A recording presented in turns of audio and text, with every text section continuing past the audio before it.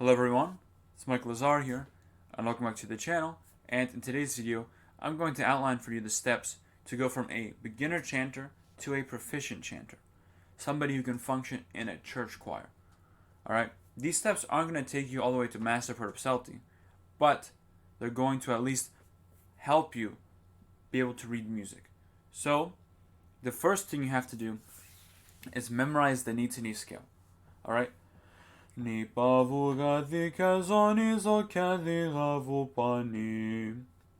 that scale memorized. Have it like the back of your hand. Alright? A lot of people who are new chanters just kind of have the scale as a reference in front of them. Don't do that. Honestly, don't even worry about the neumes until you have the scale in your head, like the back of your hand. Alright? How do you do this? How do you memorize this scale? You do it by engaging with it frequently. You know? I say minimum 50 times a day. Alright? And I don't mean just do it 50 times straight. I mean, 10 times in the morning, 10 times on your way to work, 10 times on your lunch break, 10 times on your way back from work, 10 times before you go to sleep.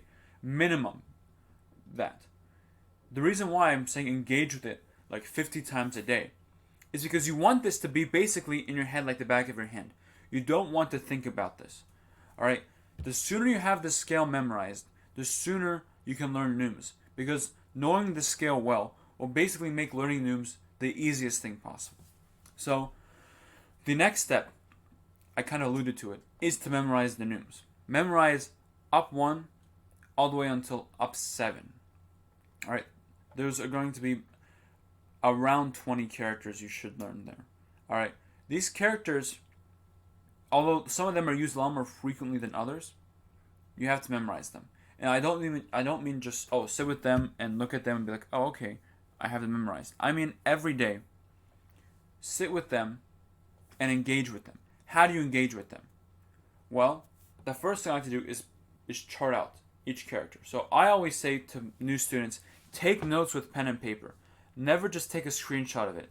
When you write it down, you form the synapses in your brain. When you just type it up or just screenshot it, you don't form those synapses. You don't form those connections.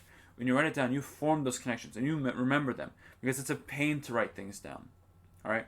So you write down each note. Ison, olygon, apostrophos, everything. You write down everything. Alright? Now you might want to chunk this. You might want to just do, stay the same until up 2 and then do up 3 to up 5 and then up 6 to up 7. So you want to chunk it. But you write down the characters on one side and then on the other side, you write the function of the characters. So you cover the function and look at the characters and say, okay, this character, Ison, that stay the same. That one's go up 1, that one's down 1, that one's up 2, that one's down 2. Alright? That's how you engage with them. And to go even further, cover the characters and say, okay, up 1. What do I do to go up 1? Then you write out the olygon. You write it out. So you not only work in the forward way of deciphering them, you also work in the backwards way of reproducing the characters. So when you do that, you really engage with the characters. And this does not take one session. This takes multiple sessions to get it in your memory. Alright? So once you have the memorized knee scale, and then the neumes memorized, the next thing you have to do is learn and apply rhythms and organs. Apply, meaning see it and understand how it functions. Now this, it takes a bit more time. You can't just muscle out and memorize it. You have to genuinely write out the characters and write out the timing. Write out half a beat. Write out a quarter of a beat. Write out a third of a beat. Write out 2 beats. You have to write out the actual beats. If you see, for example, an Ison with a klasma, and then an Ison with an organ on top, something like this, alright, you have to write out the timing. 1.5, 0.5, alright? When you write it out like that, you not only have your brain work out how the timings work, you also figure out the exact way to interpret the timing, so your interpretation's correct, alright? So, you memorize the knee scale, memorize the neumes, memorize the timing of organs, and the last thing, or second to last thing, is to memorize the scales. You have to memorize the diatonic scale, which you already know, knee to knee, the hard chromatic scale, the soft chromatic scale, and the enharmonic scale. Alright, those are the 4 main scales in Byzantine chant. And you have to memorize them. Alright. That's diatonic. Hard chromatic.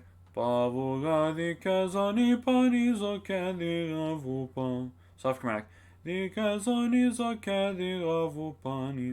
Alright. You have to memorize them. You can't rely on just ear things. You have to understand how they function. You have to understand the intervals between them. Alright? So, you've learned the scales.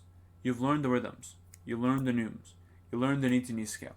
Right? Those are the 4 main things you need to know to become a functioning member of a choir. But the last thing you need to do to become a proficient chanter is practice minimum an hour a day. Alright? When you're starting off, it's better to space it out 20 minutes 3 times a day. Alright? But this is the bare minimum. If you want to become a chanter, if you want to learn how to sing this stuff, minimum an hour a day. This is not easy stuff. Alright? You can't just say, oh, I'm just going to go to church on Sunday and then just kind of follow along and learn it. No. You're never going to pick up things like that. That doesn't work. Trust me. I've seen tons of people who say, oh, I'll just go to church on Sundays and I'll try to learn. No. It's like me going to lecture once a week and saying, oh, I'll just like kind of look what's happening. And then I'll go to the exam and I'll say, oh, I don't know what's going on, but I see the person next to me, he knows what he's doing, so I guess I'll cheat off of him. And then guess what? The next time you go to an exam, the person next to you is not there. Well, if you actually studied well and went to every lecture and really engaged with the content, then you wouldn't need the person next to you. But because you did not engage with the content, then when exam day comes, Sunday liturgy being that, and you're by yourself, you really can't function. You can't do anything. So if you follow these steps and practice an hour a day, then I can guarantee that within 3 months, maybe even sooner, you will become a proficient chanter. And that is guaranteed. Anyone who puts in that amount of time will do it. That is almost 100 hours. If you put 100 hours of work into anything, you're going to see fruit. You're going to see success. 100 hours is a lot. Alright? And span that over the course of 3 months, you're going to be golden. So, I hope you found this video helpful. Please share this with people who are starting off with chanting. This is going to help them. And it's going to help them understand the path they need to go and kind of the goals they should set for themselves. So, please make sure to like and subscribe and share. I'll see you on the next one.